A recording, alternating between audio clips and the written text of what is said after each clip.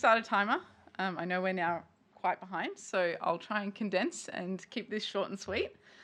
But yeah, thank you for that introduction. I'm Megan McLeod. I'm a program coordinator at EarthWatch Australia, working on the Bush Blitz TeachLive program, which is obviously what I'm going to be presenting to you today. But before I do that, I'd just like to acknowledge the traditional owners of the lands we're meeting on, the Wurundjeri people, and pay my respects to their elders past, present and emerging. And of course, as part of a program that travels around this beautiful country, I'd like to extend that to all First Nations people across Australia. So for those of you that perhaps haven't heard of Bush Blitz before, as it was just said, it's Australia's largest nature discovery program, and it's a unique partnership between the Australian government, BHP, and us at EarthWatch Australia. That's real overarching aim is to document plants and animals across the country with a particular focus on the discovery of new species. It's thought that there are between 580 and 680,000 species in Australia, but as of today, 3/4 of this biodiversity is yet to be formally identified. Around 45% of continental Australia and 90% of our marine environment has never been comprehensively surveyed by mainstream science.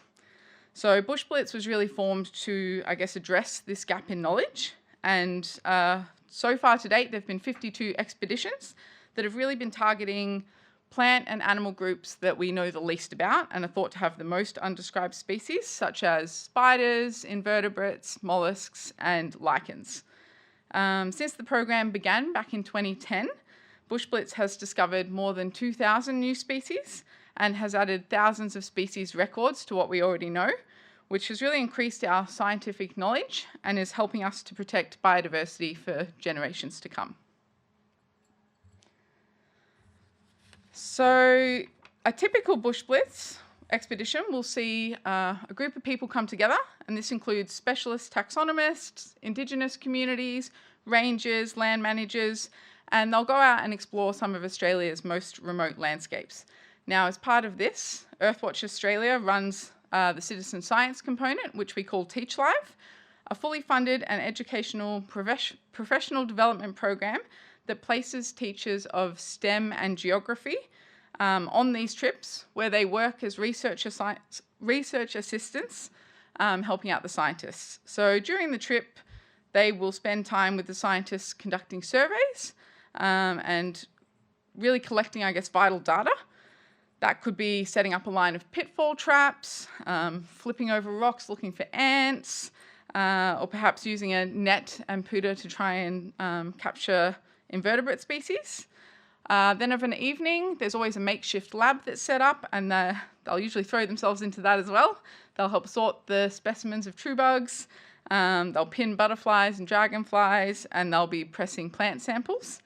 And then there are often also nighttime surveys that take place. So that might be setting up light traps for moths, or maybe spotlighting for geckos and other lizards. So it's a very full-on time out there, but then on top of all of this, as the name suggests, they're also teaching live back to their students in numerous different ways, which is really helping bridge that gap between on-country learning and the classroom. So really pivotal to the TeachLive program is this idea of real-time engagement, with the teachers communicating with their students by perhaps sharing photos and information from the field via platforms such as Google Classroom or Padlet, an example of which I've taken this very interesting video. They also, when logistics and timing permits, they will video call their class from either the base camp or the field, which a couple of photos at the top there of that happening. So we found that by exposing students to real and exciting scientific research, they're really able to, I guess, picture what a career in science would look like. And this has inspired many to pursue further studies in STEM subjects. Being on a Bush Blitz TeachLive expedition really builds the confidence of teachers to be scientific role models and enhances their STEM and geography teaching. There's also an element of curriculum integration, as following the expedition, TeachLive fellows are required to create both a series of lesson plans where they use their new knowledge and incorporate that into their teaching. And also with assistance and funding from EarthWatch, they implement a biodiversity project that will hopefully enhance environmental value and understanding of biodiversity within their local area. For most teachers, Bush Blitz is a really transformational experience, and they return to their classrooms motivated to pass on this enthusiasm for science directly back to their students.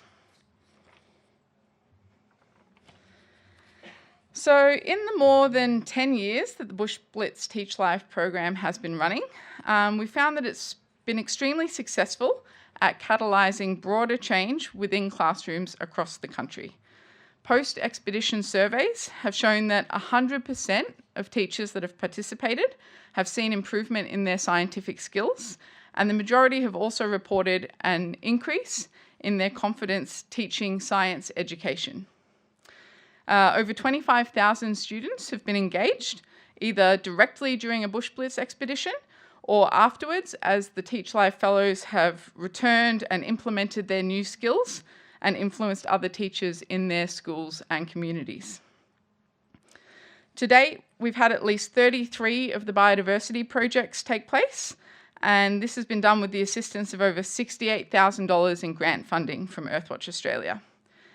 Teachers, as part of this, are really encouraged to collaborate with other environmental organisations or traditional owners when they're designing it. So far we've had more than 40 such partnerships with groups such as land care groups, local councils, naturalist clubs, museums, herbariums, universities, every kind of group you can kind of think of. And overall, these activities have been shown to really greatly improve educational outcomes for students and have really facilitated and enabled teachers to better pass on the things they've learnt while out on the expedition. So I could talk all day about all the biodiversity projects that take place, but I thought I'd just quickly give you one example. This comes from TeachLive fellow Jenny Frank, who participated in the expedition to Groot Island. And she used her money to purchase the biodiversity monitoring equipment that you can see her students holding in this photo. She had a group of Year 11 students at her school in the Northern Territory, and they spent 4 hours a week collecting data in the schoolyard and their local community, and then uploading those observations to iNaturalist. They also created a series of videos where they showed other students how to use the equipment, and they presented to the wider school community on the different plants and animals that they had been collecting. Jenny reported that the students really allowed her students to see what a day in the life of a scientist was like, and that it had inspired some of the class to pursue a career in science. The project was so successful that she was planning to implement it into other classes going into the next term and beyond that, suggesting that the TeachLive program really is having long-term benefits when it comes to engaging students in STEM. So just in conclusion, I think the Bush Blitz TeachLive program really exemplifies, I guess, the power of collaboration between science, education, and community to act as a catalyst for change. The program has proved overwhelmingly successful by not only expanding our scientific understanding, but by igniting a curiosity and passion for STEM in classrooms across the country. Teachers return from the expeditions empowered, students become engaged and informed, and longer term, this is really creating a generation of environmentally conscious learners and future scientists who care about biodiversity and are really committed to protecting the natural world around them. Thank you.